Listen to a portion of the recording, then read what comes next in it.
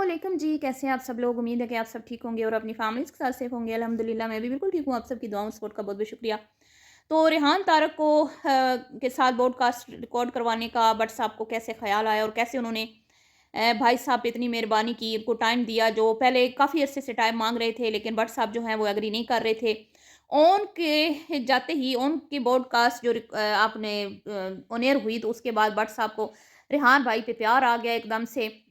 हालाँकि भट्ट साहब के से टाइम लेने के लिए पहले कुछ अरसा उनकी फ़ेवर में वीडियोज़ बनाना पड़ती हैं। उनके ऊपर एक काम करना पड़ता है। हर हाल में चाहे वो गलत हो, चाहे सही हो, उनका साथ देना पड़ता है। उनकी तारीफ़ों के पुल बाँधने पड़ते हैं और जितने ये आप देख लें सोशल मीडिया पे सबूत पड़े हुए हैं कि जितने लोगों ने भट्ट साहब की खुशामद की, चापलूसी की, उन्हें मक्खन लगाया और उन सब को उन्होंने घर में बुला के भी टाइम मतलब इंटरव्यूज़ रिकॉर्ड करवाए और उनके साथ बैठकर भी भट्ट साहब ने उनको टाइम देके उनके शो को 4 चाँद लगाए, ठीक है? लेकिन रेहान भाई को क्योंकि भट्ट साहब पसंद नहीं करते थे, क्योंकि रेहान भाई की जो एक शो का तरीका है वो एक डिफरेंट सा है।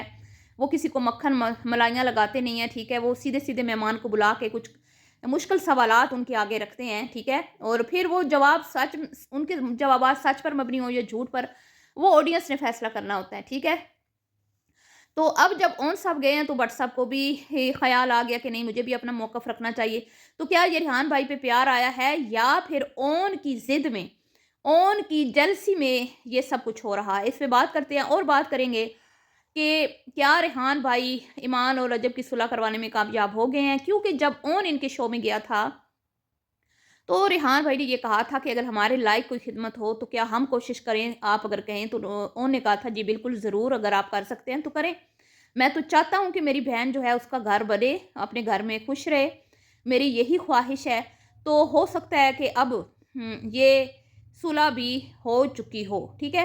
हालांकि रेहान भाई का कोई काम सुलह करवाना नहीं है, लेकिन ये है कि वो हो सकता है कि कुछ अपने वहाँ जाके कुछ ऐसी बातें उन्होंने की हो कि भट्ट साहब का दिल पिघल गया हो। बहरहाल वो तो जब शो नेयर होगा फिर पता चलेगा कि क्या गुफ्तगू हुई थी। लेकिन लोग जो हैं वो तज्ज़िया कर रहे हैं और जो भट्ट साहब के बहुत करीबी लोग हैं, उनको बहुत अच्छे से जानते हैं। उनका अपना एक तजर्बा है, उस तजर्बे की बेस पे वो बात कर रहे हैं, ठीक है। लेकिन मैंने जो उनके कंटेंट के ज़रिए, भट्ट साहब के कंटेंट के ज़रिए जितना मैंने उनको जाना, समझा, मैं उस हिसाब से अपनी राय रखूँगी कि आखिर इस पॉडकास्ट को रिकॉर्ड करवाने के पीछे क्या मकसद है, ठीक है। तो वीडियो को आपने बिल्कुल भी स्किप नहीं करना, चैनल को करना है सब्सक्राइब, वीडियो को करना है लाइक और शेयर। तो जब ये वॉइसेस लीक हुई, ठीक है, तो जिस बंदे ने ये वॉइस लीक की, उस बंदे ने एक बात की थी कि ये मुझे एक लड़की है जो सैयद ज़ादी है, उसने मुझे ये वॉइसेस जो है भेजी हैं, ठीक है। और ये वॉइसेस जो हैं भट्ट साहब के पास भी हैं और बहुत अरसे से हैं। तो मैं बड़ी हैरान हुई और उन्होंने ये भी कहा कि वो पहले जो है भट्ट साहब की फ़ैन थी, उनकी फॉलोवर थी। बाद में उनको ईमान अच्छी लगने लगी और फिर उन्होंने ईमान की साइड लेना शुरू कर दी जब इनके घरेलू मामलात ख़राब हुए। तो फिर जब वो ईमान के साथ मतलब टच में थी, उनके आपस में जो व्हाट्सएप पे उनकी आपस में बात होती थी, तो उसके बाद उस लड़की को लगा कि नहीं जी, भट्ट साहब ठीक हैं और ईमान जो हैं वो गलत हैं। तो उन्होंने कुछ वॉइस रिकॉर्ड करके आगे मतलब कि चैनल्स पे भेज दी और भट्ट साहब को भी भेज दी। तो ये है ना अजीब-सी बात। आपको ये बात अजीब-सी लगती है? मुझे तो लगती है। मेरीन जी ने जो बात की, मुझे वो बात बहुत अच्छी लगी उनकी कि ये प्लांटेड होते हैं लोग, ठीक है? इनको बाकायदा मिशन, इनका एक मिशन होता है, बाकायदा इनको हायर किया जाता है या रखा जाता है या जो भी जिस भी तरह से कि भई आप इस बंदे के साथ अपने ताल्लुकात बनाएँ और फिर वो क्या कहते हैं वो चीज़ें आप रिकॉर्ड करें। ठीक है? और ये बात बिल्कुल मुझे सही लगी, क्योंकि आप किसी की दोस्त हैं और अगर आपको कोई दोस्त अपनी दिल की बात कर भी रही है, तो उसकी और आपकी उसकी बात आपके पास अमानत है। आप अमानत में ख़यानत कर रहे हो। आप एक चीज़ जो पब्लिक नहीं है, ठीक है? एक प्राइवेट गुफ्तगू है, आप उसको पब्लिक करवा रहे हो किसी के ज़रिए, हैं? और उसमें आप समझ रहे हो कि आपको तमगा मिल जाएगा कि आप बड़ी अच्छी हैं भई, आप तो भट्ट साहब की। तो मुझे ऐसे लगता है कि भट्ट साहब ने ही खुद उनको ये बोला कि आप जो है ना अंदर की बातें इनसे निकलवाएँ। क्योंकि देखें वॉइसेज़ लीक जब होती है ना, उससे साफ ये चीज़ ज़ाहिर हो रही होती है कि अगली पार्टी को गंदा करके उससे जान छुड़वाने की कोशिश की जा रही है, ठीक है?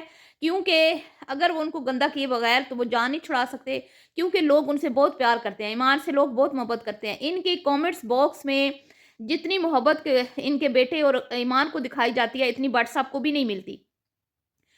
85% लोग इनसे यही मुतालबा करते हैं कि आप अपनी वाइफ को घर लेके आएँ, ठीक है?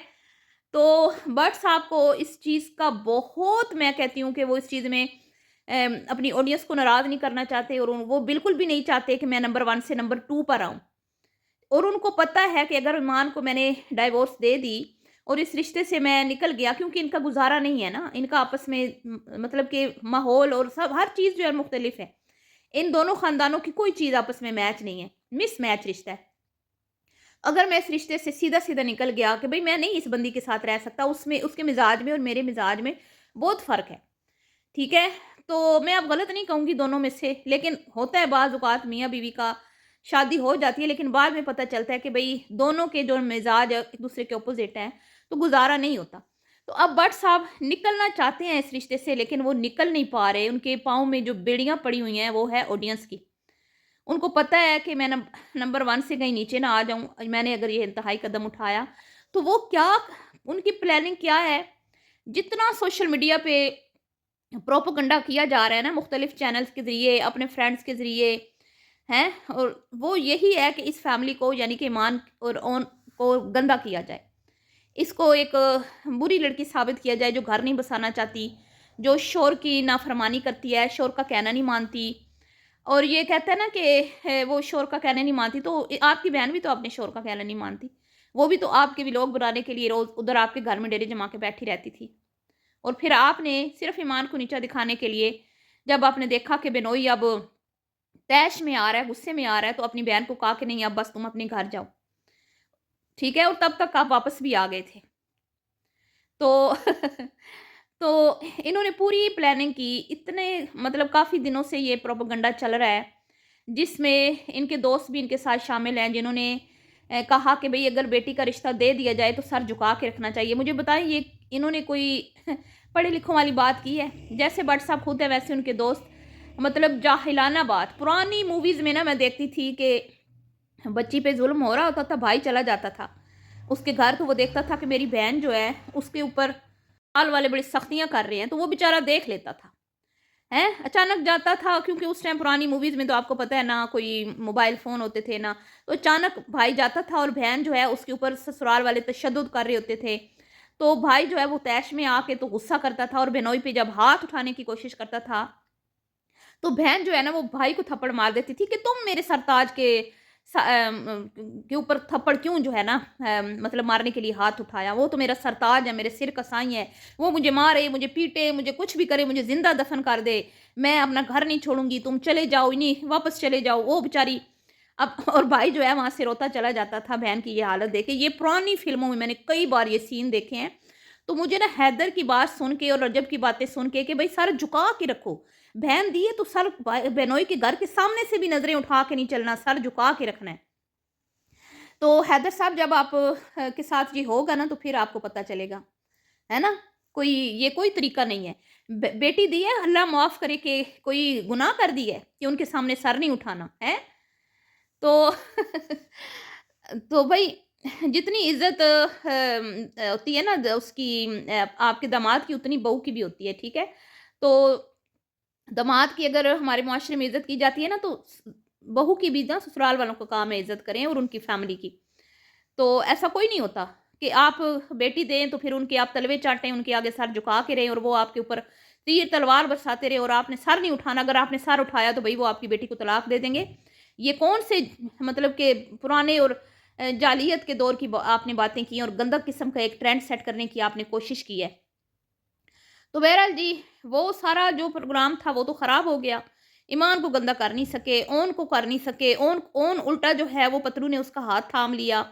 पतलू ने बड़े भाइयों ने कहा, मतलब उसने अब देखें, अब मैं ये नहीं कहती कि पतलू उसका हमेशा साथ देगा, क्योंकि ये सोशल मीडिया है, यहाँ पे उतार-चढ़ाव जो हैं वो होते लगे रहते हैं। कोई किसी कभी कोई किसी के साथ नज़र आता है, तो कोई कभी किसी के साथ नज़र आता है।